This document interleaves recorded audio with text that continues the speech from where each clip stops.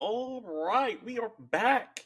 And in case you haven't known, this production is not filmed in front of a live studio audience. But what it is, it's a production of Avengers Forever on Facebook and broadcasted by Marvel addicts and comic book addicts. And we are officially on YouTube. I I I'm so excited. If I can just figure out how to do all the editorial stuff in the background, that would be great. But we are back again. Ken and our co-host Bud is back from vacation. I think that Yay. deserves an applause. Bud, how you doing, man? I'm doing well, thank you, Ken. Yes. Back And from Canada. That's where I was. oh yes, oh yes. It's always Yes. good. Always good to relax and center yourself, and clear the mind. Hmm. I have to tell you, I visited three different comic book shops in Canada while I was up there, and every stop, I got off the ship and I found the closest comic book store and checked them out. Look at that. How Yeah, was the? Is didn't find there? any. There was one big fat coffee table book that I've never seen anywhere. It was probably about like 3 feet by 16 inches, and it was a Spider-Man reprint book, and it had a bunch of uh, uh, Lee Ditko Spideys in there. And I almost got it, but I was like, where the hell is this gonna go? It was too big to even fit in my bookcase. It was that big, so. I was like, I had to leave it there because then I was like, then I'm going to be carrying it around for the rest of my trip. Not happening. Well, I'll ask you this: that since, like before, it used to have back in the '90s the American price of the comic book and the Canada price on the comic book. Does that still show in Canada, or is it just like the set Canada price? You know what? I didn't even look. But you're paying Canadian prices anyway, and I could never even wrap my brain around it. So, Yeah, look at you that. know, Hey, you know who can wrap your head around foreign exchange with monetary issues is we brought him back from across the pond. We got Johnny the Machine Hughes back on the show, man. Thank you for coming back, man. You're yay, very Johnny. welcome. Thank you for the invite. Appreciate it. Yes. Hey, um, Bud said, who would be good on a West Coast Avengers show? He didn't say me. Johnny. He did not. He did not. Don't be He trying to didn't. blow. Do not be blowing smoke up my ass like that. That is an Yeah. out and out lie. He probably said, "You know who we don't want to talk about the West Coast Avengers? Don't pick Johnny for Christ's sakes." That's what he probably said. Yeah. That's I said if we want to talk Batman on an Avengers podcast, let's have Johnny back. I That is what he said. purposefully, I purposefully did not wear a Batman T-shirt for this. Uh, So, yeah. so less your lip. Yeah. Hey. Well, what are you wearing though on your shirt? It's a Ford Mustang T-shirt. Hey, I got more power to you. There Okay, you go. so for everyone that knows, well, there you go. We've been broadcasting. We are going over the first West Coast Avengers, um, written by Roger Stern, art by Bob Hall, inks by Brett Breeding. He did Secret Wars, I believe. We have Joe Rosen on letters, Juliana. Oh, Just Joe Rosen on letters. well, okay. there, Dewey, there, there for issue Dewey, one. Okay, for and for four. issue Issue one. 1 and 4. Yeah, okay, yes. And Juliana Ferreter was on colors, and of course, we had the editor was Mark Grunwald and Jim Shooter, both deceased. This is amazing. That's how old this book is. That is, you know, People pass, yeah. unfortunately. But you know what? We put this on the site, bud, and some people commented on the West Coast Avengers, and I just wanted to share before we begin, right? So we Please do, because I think I saw some comments. I think there were some people that were actually excited to hear us talk about this. yes, Um, yeah. So yeah, please go ahead. yeah. So we have Larry Turner Jr., one of my favorite teams. He had Brian McDonald, my all-time favorite series. I own a few pages from the limited series. Look at that. Wow. Yeah. We have Bet they're Nelson the Fox. bikini pages. I just want to put that out there. Yeah, we have Nelson Fox saying, "I really love the original West Coast Avengers miniseries and the Steve Englehart run that followed." I think we all speak for that one. He's 100% right. Let's see. We have Jack DeVos. He said, um, "Rom is on the cover, but we know Yeah, that there was a yeah. sticky situation with Rom." Well, we kind of knew that there was no going to be Rom. Yes, and we had Sean Norton. Stroud would be a perfect candidate for the new team of West Coast Avengers, and prospective members seek redemption. Stroud is in this. Mike McBride. I remember being so excited for this. And we have Philip Arrigo Baxman, a standout limited series. Stern and Hall made a great team. I so enjoyed when Stern brought in characters from across the Marvel Universe, such as Stroud. And we Hmm. have, lastly, Pepe Oliart. Pepe, man, I know you post a lot on the web page, so if I'm saying your name wrong, message me. Okay, I don't mean to, but he said, "I would have loved to see the Shroud becoming a secret West Coast Avenger member, working undercover, only known to Hawkeye, and perhaps it could have even been retconned." I don't know. Maybe. So yeah. So we're We starting shall off see. with, you'll see. So Bud, man, how did you like West Coast Avengers 1, man? Well, I don't see. I don't know if everybody can see behind me, the door behind me. I think I get cut off on the crop here, but if can you put me on the full screen for a second? But I can. you see this sometimes. Mhm. If you look behind me, that's a Bob Hall original Hawkeye Oh, on yeah. my closet door.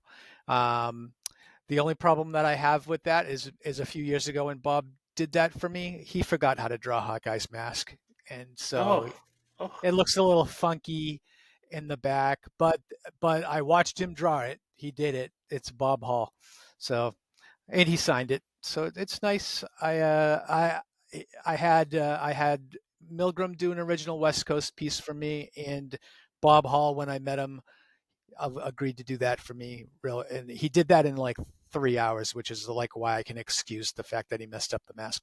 But um, I think, and so when we're talking about West Coast Avengers, if you want to specifically talk about issue one, I kind of just would talk about like the entire series. I thought Roger Stern was like a master class on how to write like a 4 issue limited. Um, I think it hits all the spots. Yeah, Johnny's already kind of rolling his eyes at me here. I'm not saying nothing. So the first issue is, let's put the band together, get everybody going. Second issue, you know, nameless throwaway villain character to be followed up by the big bad in the issues 3 and 4.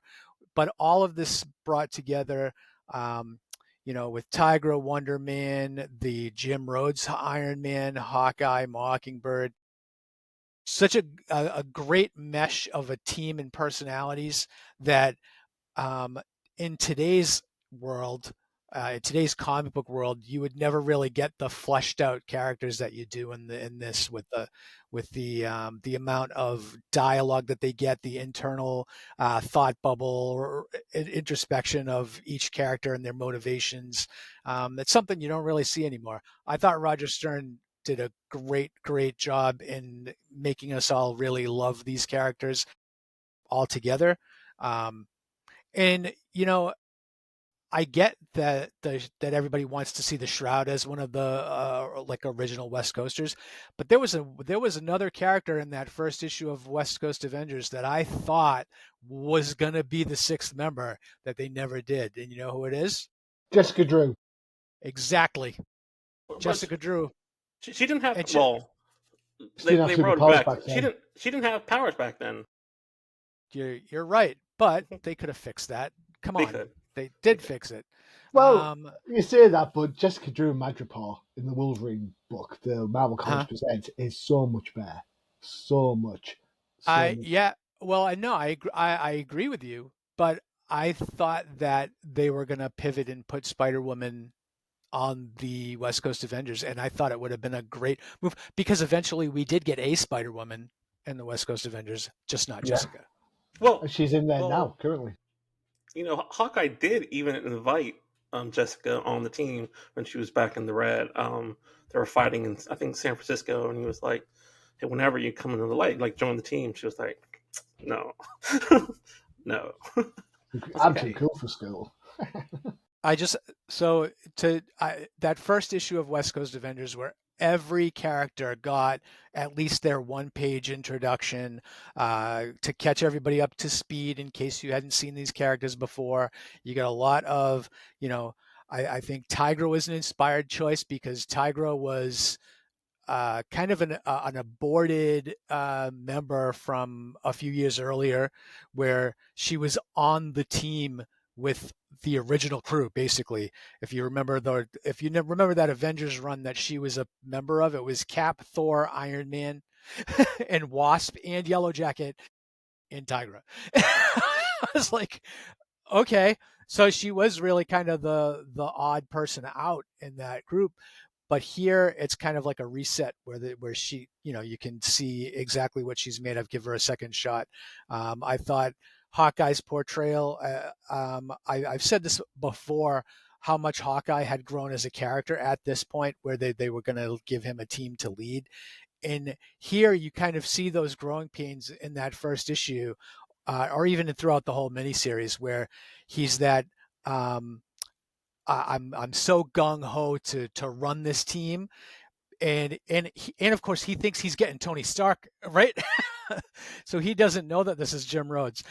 So now he gets to like lord it over to Tony, and uh, I really feel like it's kind of like that bridge moment between being a leader and being that upstart kind of follower, which I thought was really great on Rogers' part to kind of toe the line there. Well, Johnny, please comment. I Go feel ahead, like Johnny. I feel I may have to disagree a little bit on this one, because you said that everyone gets a fair shake of the tail. Really? Tell me about Mockingbird in this book. She just rocks up as Black Canary, and that's it. Hawkeye and Bobby Morse are Green Arrow and Black Canary, and very much like Green Arrow and Black Canary in the Justice League, nothing's ever explained. They're just there together. Nothing's explained, and that's kind of how I feel that Mockingbird is. She's just there. She's yeah. It's funny. I don't think this is a great example of a full issue book, because the first issue has absolutely hardly anything to do with any of the rest. There's no like start bad guy in the first issue that carries through the arc. The arc is somewhat abbreviated. It starts at 2. I've read the thing twice. I still don't know what happens to Blink. I'm like, what? Where did he go? A blank or whatever. Did I blink and miss him? What's going on there? And as for Hawkeye, I came away with the feeling, and correct me if I'm wrong.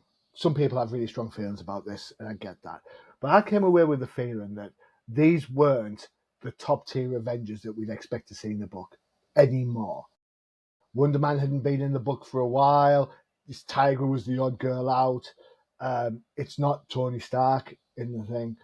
And I felt that the dialogue, very much from Hawkeye's perspective, was very much, well, I've looked at Cap's files. I've looked at Cap's computer. This is what Cap has said. This is what Cap would do. I'm like, well, if I want to read what Cap would do, I'd buy the Avengers book.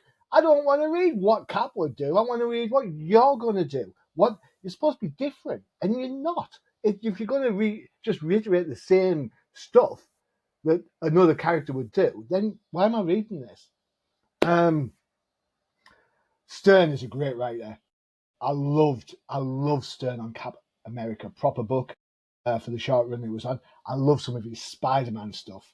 The Madam Web Juggernaut issues, for example, brilliant, absolutely brilliant. I'm reading this. I'm surprised on the strength of this series that they managed to get the go ahead to give a West Coast Avengers book, like an ongoing, and that was really massively successful, because it got better. This just feels like a collection of things just thrown together. You know what? We've talked about it in the past. 10 years ago, when they'd done this, Professor, this would have been the champions. You see, this is why I love talking to Johnny about it, because we can agree to disagree on a lot of stuff, and that's what makes it so awesome to just talk to someone that maybe has different tastes, right? So I yeah, but so Roger Stern, I see my favorite Roger Stern run was Superman. Oh, So good. That is a great one. You love that. You love that run of Superman. You're absolutely right. Yeah, yeah, yeah. I so remember. but I now the West Coast Avengers was really just kind of an offshoot of Roger's Avengers run, which was amazing, right? And so the West Coast was, we wanted to have a second Avengers book for the longest time. Now, this is of course retrospectively, because I didn't start reading comics until 1984. So my first exposure to the Avengers was Avengers and West Coast Avengers together. So to me, the West Coast Avengers is a second tier, no, I don't want to say also ran group, but even Hawkeye himself explains in the first issue that, Captain America established the 6-person rule, and in order to have more Avengers on the team, we opened the West Coast branch. But this also smacked very much of the Legion of Substitute Heroes. If you're, so it was a bunch of like the Island of Misfit Toys kind of characters, which I think made that group work. That's why I love them so much, is because, Tigra didn't fit in anywhere really, but she fit in the West Coast Avengers. Wonder Man, I thought is an inspired choice. If you're going to have a West Coast team and he's in Hollywood as a stuntman, you got to include Wonder Man. He checks off so many boxes for your team book. Um, Plus, Hawkeye as the leader. Hawkeye's my all-time favorite Avengers leader, um, because Yeah. he's not. I am Bias. I am biased, but I freely admit. Um, but it's because he's not perfect and he makes mistakes. Now, Captain America, you don't expect to make mistakes in his, and you know what you're getting with Cap. With Hawkeye, you didn't really know what you were getting. I didn't feel I got a good Hawkeye. I felt I just got, like you mentioned, Substitute Legion superheroes. I felt this Yeah. was like this wasn't the strongest Hawkeye that I've ever read.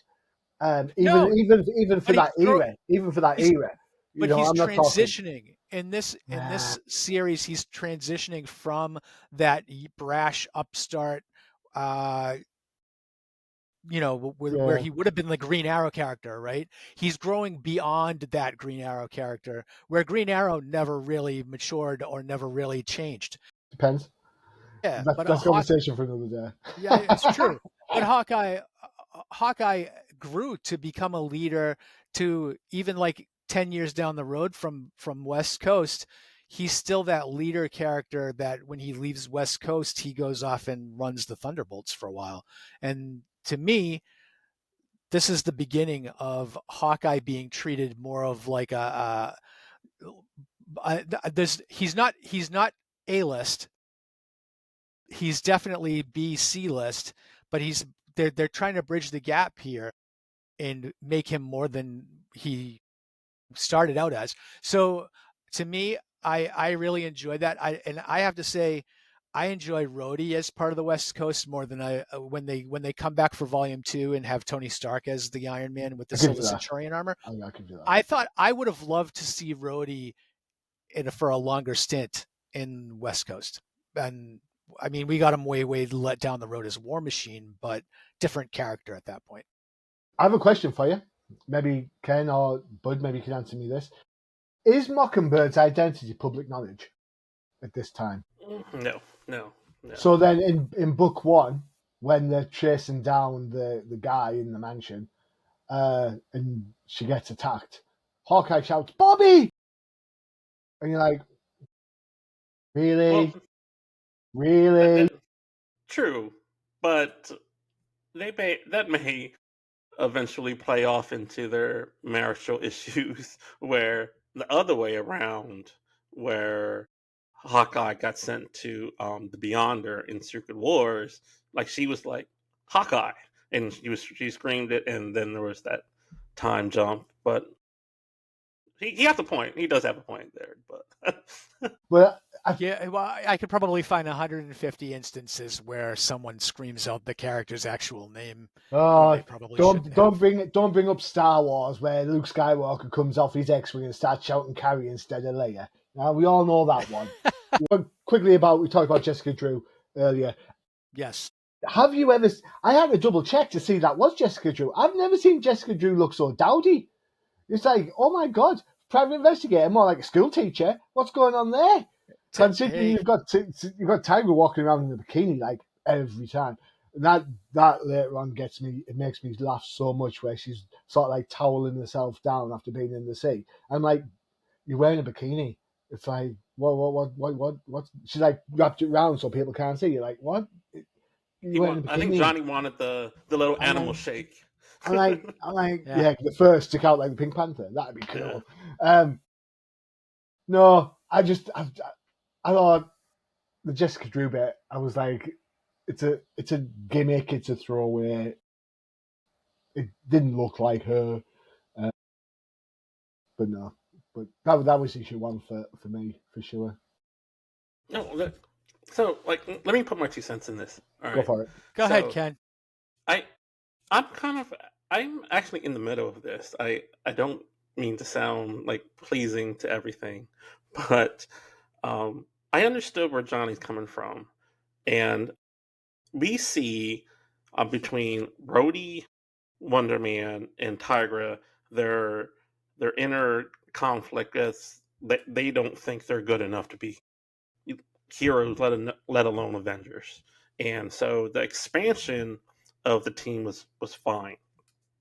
I think that this was already in the makings because you had the limited series, and then they appeared in the Iron Man annual after this, and then after that they appeared back in the mainline series. Um, and so this was, I just thought, I could be wrong. It just seemed like a 100% go from Marvel to back this team, and where when Steve comes on in the volume 2, the mindset is kind of different in between Wonder Man and Tigra. That's a little, and Hank will come in a little later in volume 2. But yeah, but for issue 2, I mean volume 1, it was just all about their insecurities, and they had to get through that. Which, but I will. But let me ask you this, because I I too was late to the program on this because I didn't start reading comic books till later, and when I What am I see dealing with? Amateurs, amateurs. Get me people who were reading in the 70s.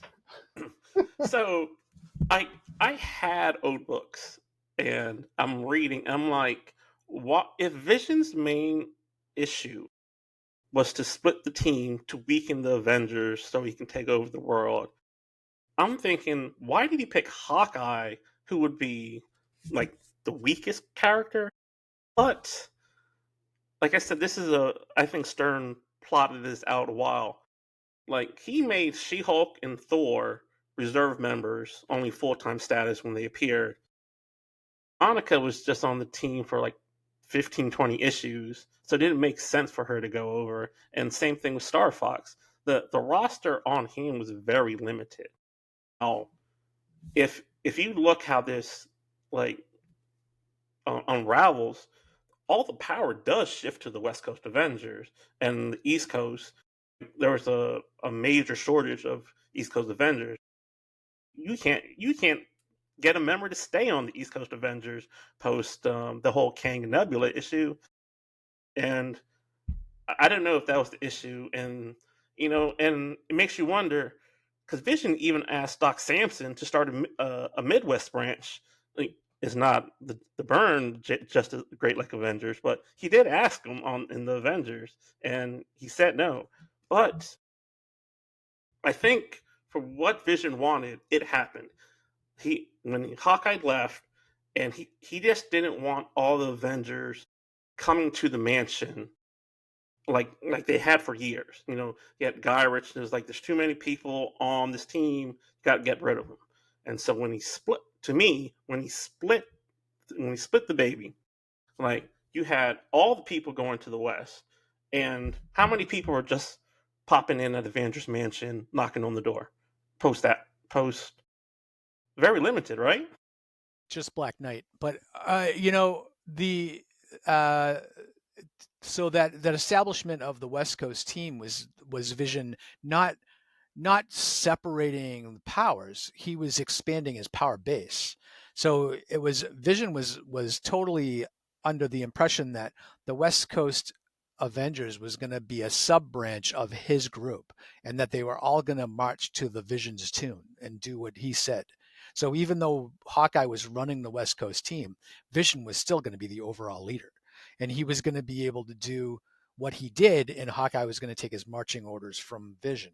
And you know, and who knows how it might have worked out, if he didn't get found out too soon, but he did end up doing, he sent Monica up to space, right, and got rid of her, took her off the board.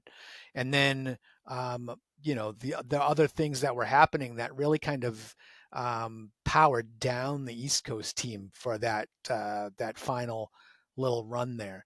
But there was, that whole gap between the 4-issue limited and then the launching of the second volume of West Coast, the ongoing series. There was a lot of stuff that had to happen in the middle there for that second volume to kind of just pick up enough steam to actually feel like it deserved its own book at that point, because you had to wrap up the Vision storyline. You had to uh, there was a lot of other stuff going on, right? There was you had to bring Tony Stark back as Iron Man in his own book, so then he was on the team instead of Rhodey, and it was a bunch of different things. So it took a little while. I think wasn't it like a year gap between the 4-issue limited and the launch of the main book? Yeah, it was about a year. Trust me. So go No, ahead, John. I was just clearing my throat. It's fine. Oh. I was going to say, I found the insecurity element a little bit bonkers, because it's like Tigra and Wonder Man are feeling insecure about being on the Avengers when then this group, they're the only one with powers. It's like, Yeah. wow. Yeah, I'm a Porsche and I'm too scared. I'm traveling not as fast as a Mini. Okay, whatever. Crack on. It just, I get that there should be a character that feels insecure. I get that there should, because otherwise, there's nothing for us normal, unpowered people to relate to. But Wonder Man, really? He's been an Avenger for ages. He's not going to feel insecure. Tigra, yeah, might feel insecure against Cap and the originals, but I don't know. It just didn't. It just didn't read particularly well for me. I Wonder don't Man know. Wonder Man historically had been one of those characters that never believed in himself and thought he was, he had his moments, even when he came back as a zombie and then woke up and ended up on the team. He had those moments where he just didn't believe that he was as powerful as he was, Well, he and he didn't was. I want to get in mean, a fight. so you see how powerful he was in issue number 2. I mean, how short are his shorts? In issue 2, those are short shorts. I mean, They are, bikinis, yeah. They bikinis are were. one thing. Bikinis are one thing, but short shorts, don't Yeah. call him Wonder Man for You nothing. remember we were all wearing those back in 1984. Not me. Yeah, I was going to say, what you do in Boston stays in Over Boston. over here in America, Johnny, we were all wearing those short shorts. Larry Bird wore them. God damn it! Who? Yeah, I know who Larry Bird is. I know who he is. Basketball player, Boston Celtics. Forward or point guard? Is one of them. So I get points for that. yeah, you do. You did, yeah. Okay. Well, good. Yeah. Bud forgets I know my. No, I apart from know the you know your Dolphins. American sports. That's why I don't give you the benefit of the doubt. Jeez, man. You know what? One thing bothered me in this series, and this is I hate to give more fuel for Johnny to flame this series, I'm not but flaming the series, yeah, but go on. I like but it when I'm right. for all the talk Graviton was having in this series about his, he has the fundamental power of gravity, right? Why is he diminishing himself, to just being a monster boss? Am I correct? Like, if you can take on Thor and everything, like that is an issue. Bud, I'll let you answer that one. Well, so I think that's the overall theme in the entire series, right? None of the characters believe in themselves, even the villain. So that, to me, Graviton's always been that way. If you ever read anything with Graviton in it, he's always like this A-list alpha, powerful, uh, A-level character, but he is always brought down by his inner demons, so to speak. I think, his first appearance when he took over. He had remember when he raised that island and had like his subjects. He ends up he ends up losing that battle because one of the girls that he liked didn't like him back. So Thor was able to knock him out. I was like, that was dumb. Do But you, it's do you know always who was? Go ahead. no. I mean, Graviton's always been that way. Even when he appeared in Thunderbolts years later, he was manipulated by Moonstone. To Moonstone just told him what he wanted to hear, and so kind of overinflated his ego, and then Moonstone just beat him that way because he believed his own hype and then let his guard down.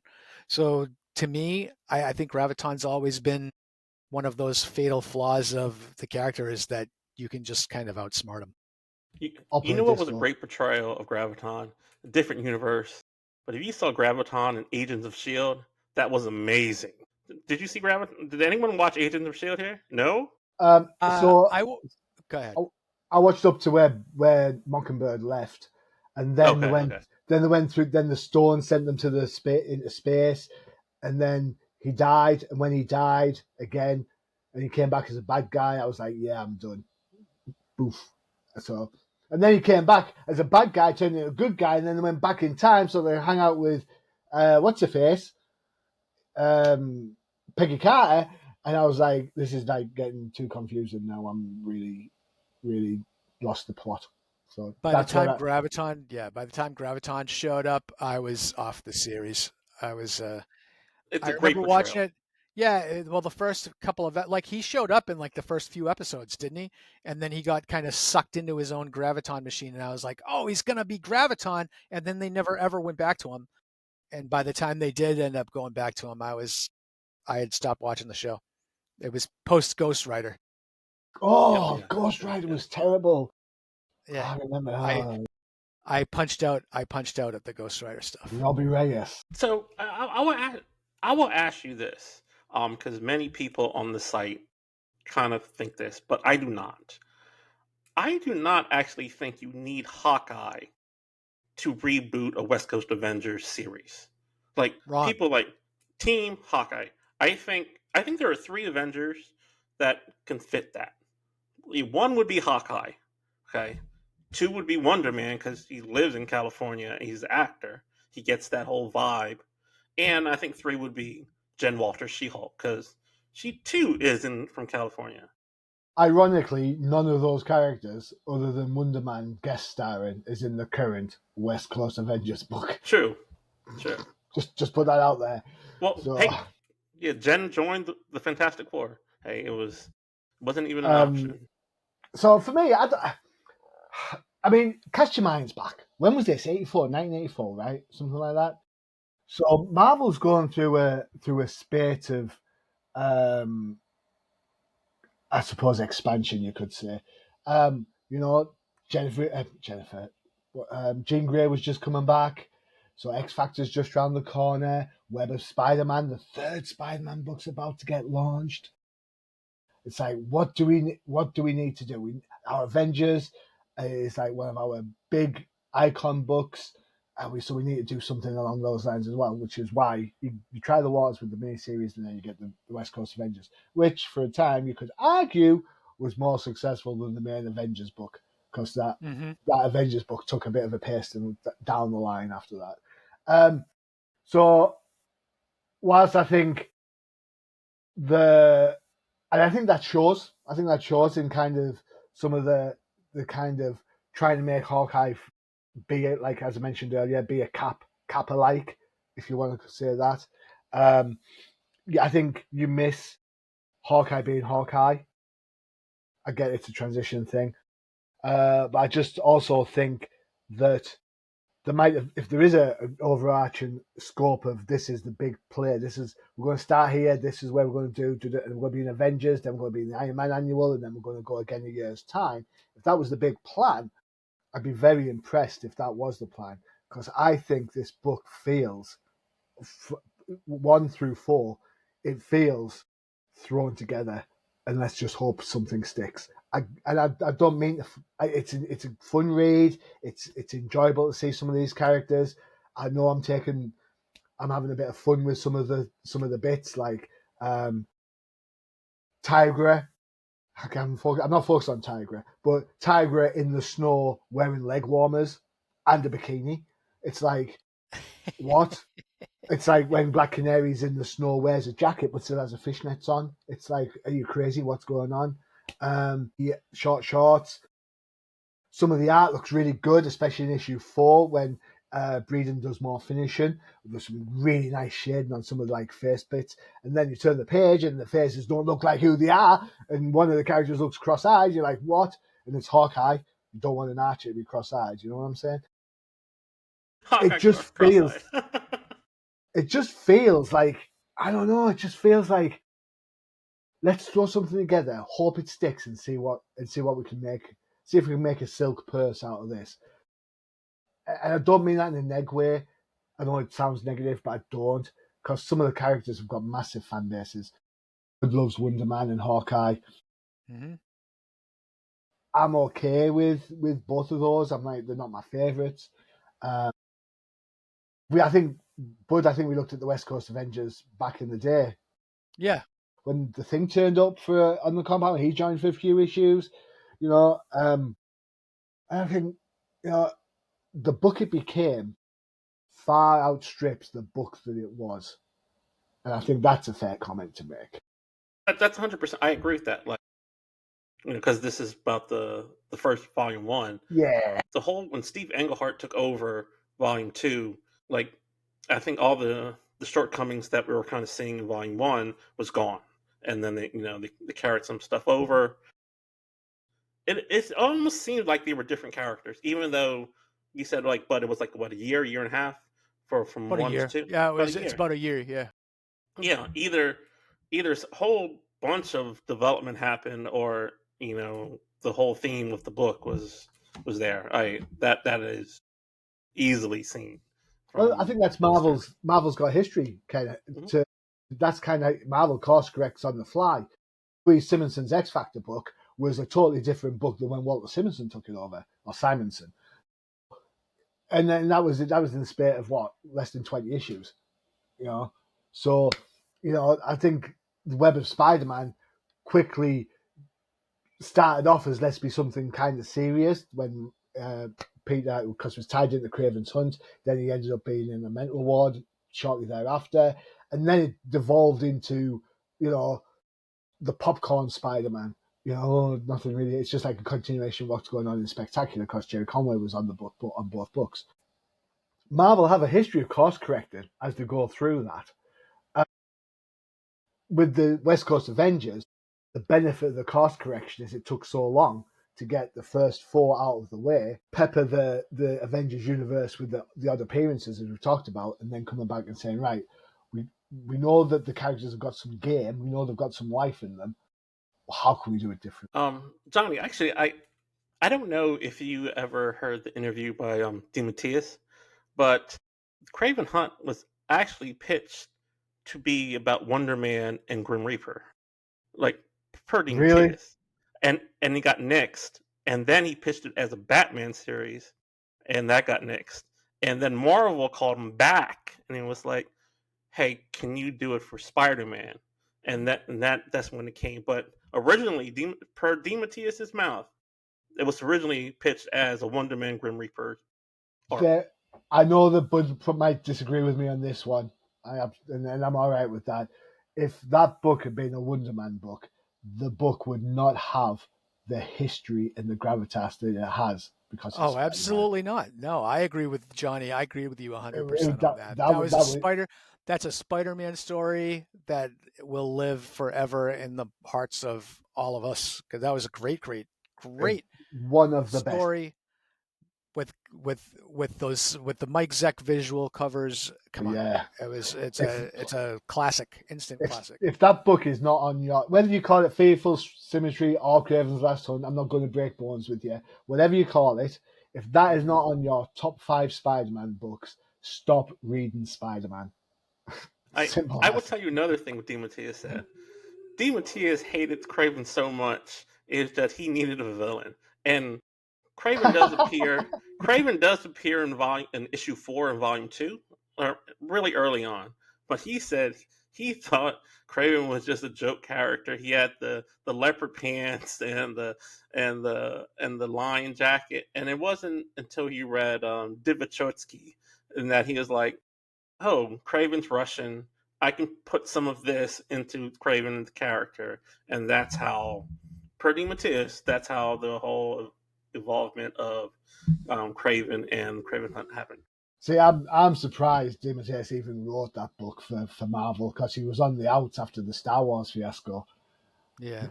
The Curse of Cody Sunchild, which, thanks to Great British Republic reprinting Marvel stuff, we managed to get the original before it got Yeah. re-edited out.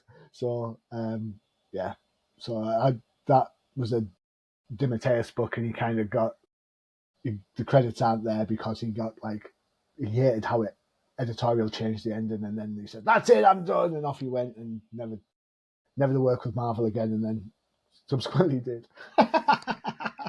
only Never Alan say Moore, never. only Alan Moore says never means never. Yeah. Yeah. And then um, Alan Moore just became so crazy, no one would want to give him any more work.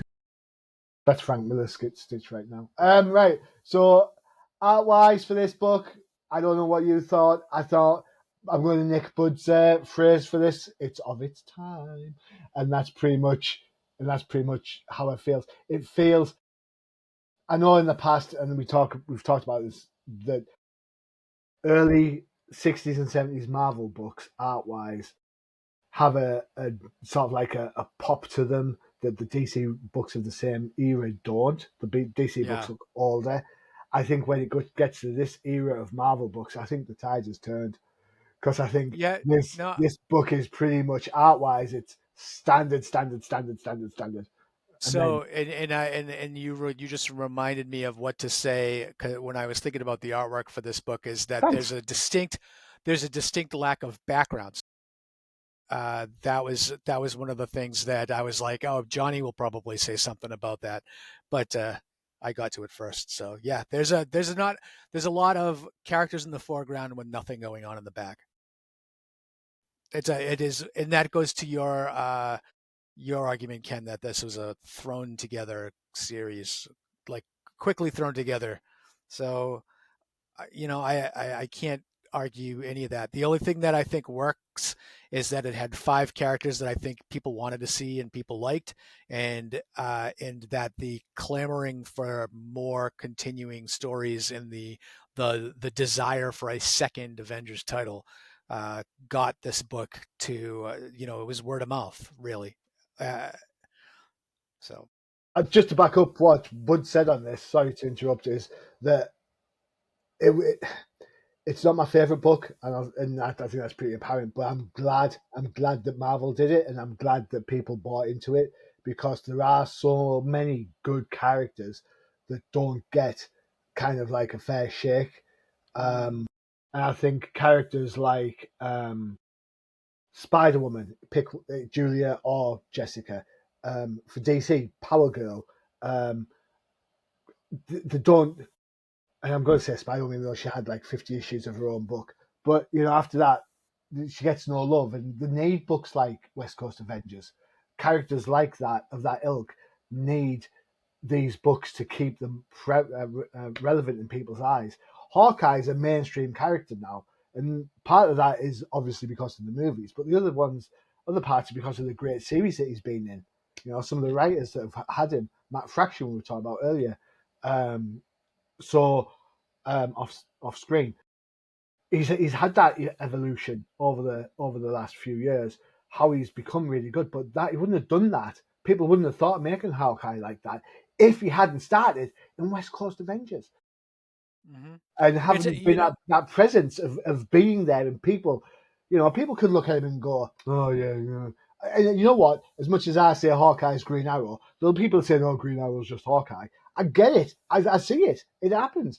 But at least people are still seeing Green Arrow and people are still seeing Hawkeye back then when there weren't big characters and they weren't carrying their own books. So, if anything, West Coast Avengers has done a great job of keeping these characters in the public eye.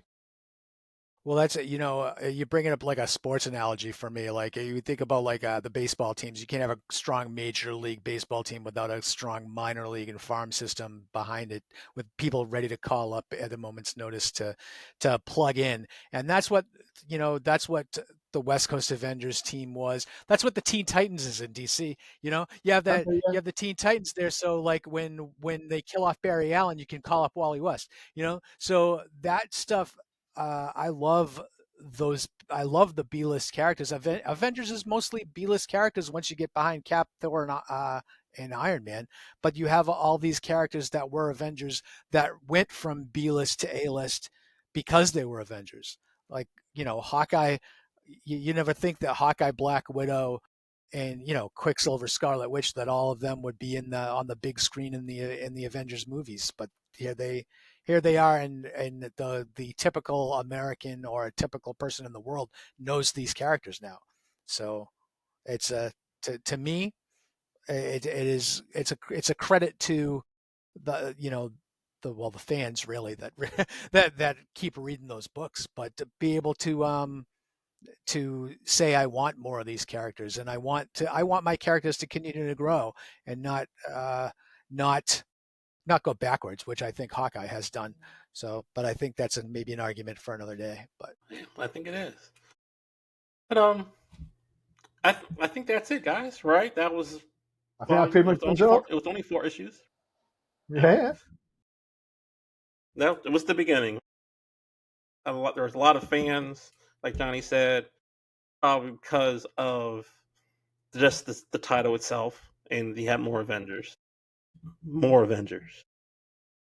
and that was it. And Johnny, thanks again for stopping by, and Anytime. yeah, Reach thank you, out Johnny. anytime. well, until next time, guys. Adios.